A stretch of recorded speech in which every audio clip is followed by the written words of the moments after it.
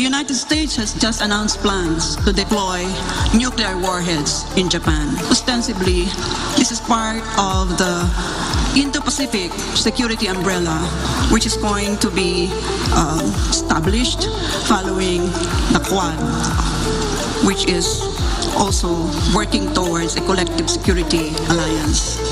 As a Senator of the Republic, what will be your position in regard to this matter? As a professor of international law, I submit that nuclear weapons are illegal.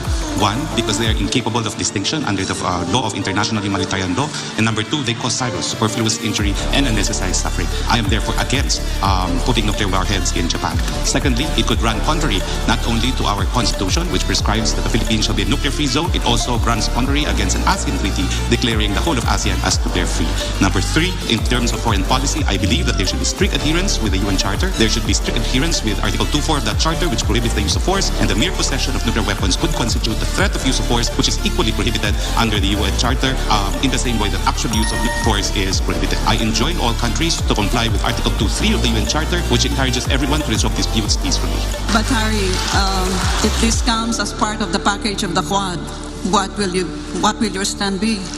As of now, we're not part of Quad, and I'm glad we're not. Because if we become part of Quad, we would inevitably be involved in an arms race and might be involved in a conflict that will not have anything to do with our national interests. Our national interest is to achieve prosperity, to be friends with our neighbors in particular. We have no fight with any country, and we have no wish to be dragged into any armed conflict. But since your Mutual Defense Treaty has not been abrogated and is still in force, we continue to be a defense ally of the U.S. So, we are, but for all intents and purposes, that's a dead treaty. Because when China took away 2 of our islands, the United States did not come to our assistance. That's a dead treaty. Thank you.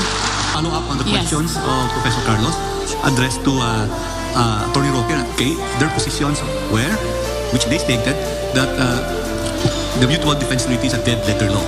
If elected in the Senate, what would you do? Would you do some saber rattling in the Senate? Would you file a resolution to drive the last nail to the coffin of the Mutual Defense Treaty?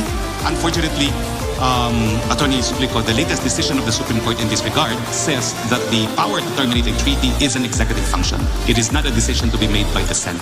That is the recent decision, Pangilinan versus Executive Secretary. Having said that, we can still pass legislation if we want, declaring the country again as nuclear-free zone and providing for punishment in case it is violated.